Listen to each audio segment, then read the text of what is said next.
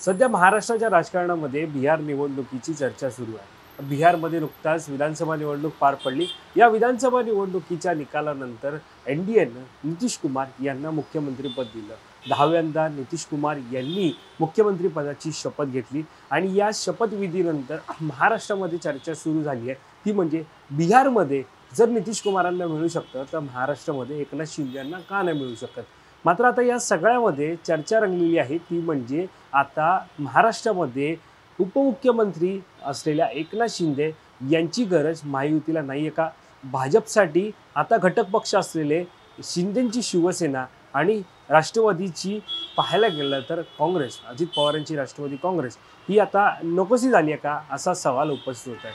त्याच्या मागचे कारणच असं आहे की साधारणतः पाहायला गेलं तर एकीकडे ज्या वेळेला महाराष्ट्रामध्ये बंड झाला, शिवसेनेमध्ये बंड झाला, त्यावेळेला एकनाथ शिंदे यांनी जवळपास त्यांच्यासोबत काही आमदारांना सोबत घेत सुरुवातीला गुजरात गाठलं, मग नंतर सुरत गाठलं, नंतर गुवाहाटी, त्यानंतर गोवा आणि महाराष्ट्रातील भाजपसोबत हात मिळवणी करत महायुतीचं सरकार स्थापन केलं।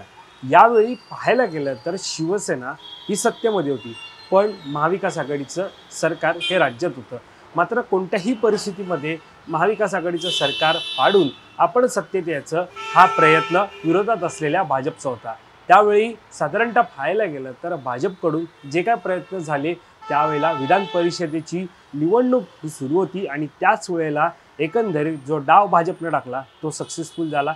यशस्वी ठरलेल्या या डावामध्ये एकनाथ शिंदे यांनी बंड करत थेट भाजपसोबत हात मिळवणी करत राज्यामध्ये महायुतीचं सरकार स्थापन केलं। आता ही सगळी घटना होती ती 2022ची। त्यावेळेला निश्चितच एकनाथ शिंदे यांनी साथ दिल्यामुळं भाजपनी सुद्धा त्यांना साथ दिली, महाराष्ट्रामध्ये त्यांना मुख्यमंत्रीपद दिलं। एकीकडे महाराष्ट्रामध्ये एकनाथ शिंदे मुख्यमंत्री झाले आणि संपूर्ण शिवसेनेमध्ये नवचैतन्य उमललं, पूर्णपणे आनंदाचं वातावरण होतं। मात्र राजकारण पुढे गेलं, काळ पुढे गेला, साधारणतः महायुतीमध्ये अजून एका पक्षाची एंट्री झाली, ती म्हणजे राष्ट्रवादी काँग्रेस। शिवसेनेसारखाच राष्ट्रवादीमध्ये बंडसुद्धा झाला। मात्र या बंडानंतर आता नेमकं तिहेरी सरकार ज्या प्रकारे राज्यामध्ये सुरू होतं, या सगळ्याच्या पार्श्वभूमीवरती आता जी चर्चा होती ती म्हणजे या 2022च्या निवडणुका। मात्र पाहायला गेलं तर ज्या प्रकारे बंडानंतर 2024च्या निवडणुका, 2024मध्ये विधानसभा निवडणूक लागली, यामध्ये तिहेरी सरकार ज्या प्रकारे आपण पाहायला गेलं तर राष्ट्रवादी काँग्रेस, भाजप आणि शिवसेना यांची जी महायुती त्यांनी सुद्धा निवडणूक लढवली। मात्र आता पुढील मुख्यमंत्री कोण होणार अशी चर्चा रंगली। मात्र या सगळ्यामध्ये जर आपण पाहायला गेलं 288 जागांसाठी झालेली महाराष्ट्रातील विधानसभा निवडणूक, ज्यामध्ये पहिल्या नंबरचा पक्ष ठरला तो म्हणजे भाजप, दुसऱ्या नंबरचा पक्ष ठरला तो शिवसेना आणि तिसऱ्या नंबरचा पक्ष ठरला तो राष्ट्रवादी काँग्रेस। याचाच अर्थ असा की सर्वाधिक जागा ज्या पक्षाने जिंकल्या ती जागा तो पक्ष म्हणजे भाजप, ज्याने 160 जागा लढवल्या त्यापैकी 132 जागांवर विजय मिळवला। त्यानंतर ज्यांनी 80 जागा लढवल्या अशा शिवसेनेनं 57 जागांवरती विजय मिळवला। तर राष्ट्रवादी काँग्रेस, अजित पवार यांच्या पक्षानं जवळपास 80हून अधिक जागा लढवल्या, मात्र त्यांना या निवडणुकीमध्ये केवळ 41 जागांवरच विजय मिळवता आला। या सगळ्यामध्ये जर पाहायला गेलं तर एकीकडे सुरुवातीला ज्यांची गरज होती त्यांची आता गरज संपली का असं चित्र सध्या निर्माण झालं। कारण कमी जागा मिळाल्यानं मुळामध्ये दुप्पट जागा जास्त जिंकल्यानं भाजपनं स्वतःचं बळ त्या ठिकाणी लावलं आणि मुख्यमंत्रीपद स्वतःकडे ठेवलं। याचाच अर्थ असा की 2022मध्ये ज्यांनी साथ दिली त्यांना साथ देणारी भाजप 2024च्या विधानसभा निवडणुकीमध्ये मात्र स्वतःचा विचार करून मुख्यमंत्रीपद स्वतःकडे ठेवलं। इतकंच नव्हे तर मुख्यमंत्रीपद याशिवाय गृहमंत्रीपद, खरं तर मुख्यमंत्रीपद जर हे भाजपला जात असेल तर काही मंत्रिमंडळातील महत्त्वाची खाती ही आपल्याला मिळावी अशी आशा ही एकनाथ शिंदे यांच्या शिवसेनेला होती। मात्र ती सुद्धा आशा म्हणजे साधारणतः पाहायला गेलं तर ती सुद्धा आशा त्यांची पूर्ण झाली नाही।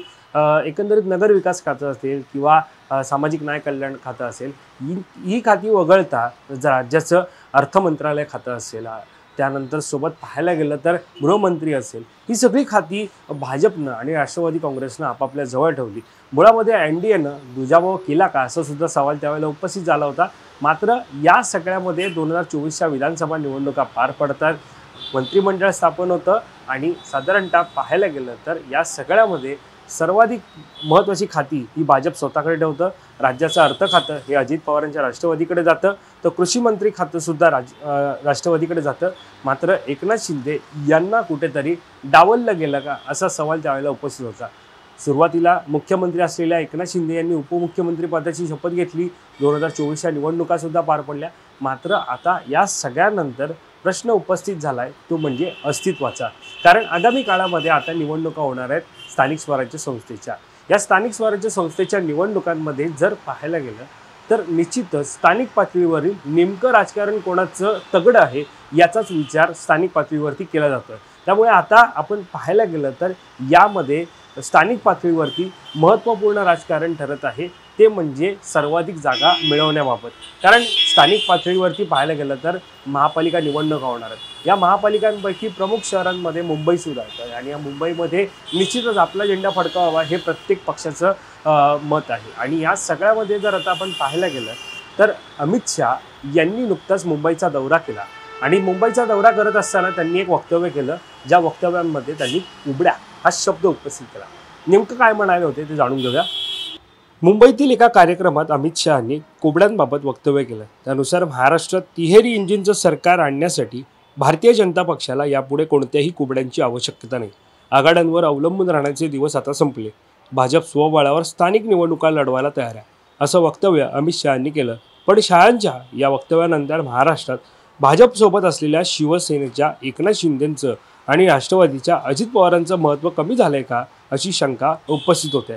कारण साधारणतः पाहायला गेलं तर 2024ची विधानसभा निवडणूक ही अत्यंत महत्त्वाची होती ती महायुतीसाठी। कारण महाविकास आघाडीचं सरकार पाडल्यानंतर राज्यामध्ये महायुतीचं सरकार स्थापन झालं। त्यामुळे विधानसभा निवडणुकीमध्ये जनतेला आपल्याकडे वळवण्यासाठी ज्यांच्या नेतृत्वाखाली निवडणूक एनडीएने लढवली ते म्हणजे एकनाथ शिंदे यांच्या नेतृत्वाखाली। मात्र निकालानंतर त्यांनाच कुठेतरी डावललं का असा सवाल उपस्थित झाला। यामध्ये अमित शहांचं वक्तव्य ते म्हणजे कुबड्यांचं। मात्र कुबड्या आणि 2024ची निवडणूक आणि 2022चा प्रसंग या सगळ्यामध्ये जर पाहायला गेलं तर महत्त्वपूर्ण होते ते म्हणजे एकनाथ शिंदे। मात्र आता त्यांचंच महत्त्व आता कमी झालंय का असा सुद्धा सवाल आता उपस्थित होत आहे। आता सुरुवातीला जाऊया आपण ज्याचा उल्लेख केला होता तो म्हणजे बिहार निवडणुकीचा। निश्चितच पाहायला गेलं तर जसं पलटूराम ज्यांना म्हटलं जातं ते म्हणजे नितीश कुमार। कारण अनेकदा वक्तव्य करून अनेकदा निर्णय घेऊन पुन्हा एकदा त्याच्यापासून पलटल्याचं काम हे नितीश कुमार यांनी केलं आहे। मात्र बिहारच्या निवडणुकीमध्ये वातावरण पाहायला गेलं तर निश्चितच भाजप असेल नितीश कुमार यांची जेडीयू असेल यांनी निवडणुका युतीच्या माध्यमातून लढवल्या। मात्र केवळ 4 जागांचा फरक हा नितीश कुमार यांच्या जेडीयू आणि भाजप यांच्यामध्ये होता। भाजपनं 89 जागांवरती विजय मिळवला तर जेडीयूला 85 जागांवरती विजय मिळवता आला। त्यामुळे केवळ 4 जागांचा फरक असल्यामुळं नितीश कुमार यांना भाजपनं पुन्हा एकदा मुख्यमंत्री पदाची जोरा दिली आणि 10व्यांदा नितीश कुमार यांनी मुख्यमंत्री पदाची शपथ घेतली। याचाच अर्थ असं की आता या मुख्यमंत्री पदाच्या शपथविधी सोहळ्यानंतर नितीश कुमार यांनी 10व्यांदा शपथ घेतल्यानंतर राज्याच्या राजकारणात मुळामध्ये महाराष्ट्रामध्ये चर्चा रंगली आहे ती म्हणजे आता महायुतीला एकनाथ शिंदेंची गरज नाही का। कारण बिहारमध्ये जर नितीश कुमारांना मिळतं तर महाराष्ट्रामध्ये एकनाथ शिंदेंना कमी जागा मिळून सुद्धा मुख्यमंत्रीपद का मिळू शकत नाही असा सवाल आता उपस्थित केला जात आहे। तुम्हाला या संदर्भात काय वाटतं? आगामी काळातील स्थानिक स्वराज्य संस्थेच्या निवडणुकीमध्ये महायुती टिकेल का? एकनाथ शिंदे महायुतीचा भाग राहतील का? स्वबळावरती निवडणूक भाजप लढेल का? आणि महायुतीमध्ये जर अशाच प्रकारचं राजकारण राहिलं तर एकनाथ शिंदे वेगळा निर्णय घेतील का? हे आम्हाला कळवा आणि या संदर्भातली अधिकची माहिती जाणून घेण्यासाठी तुम्ही माय महानगर लाईव्हला सबस्क्राईब करायला विसरू नका। कॅमेरा पर्सन अजयसह मी वैभव पाटील, मुंबई।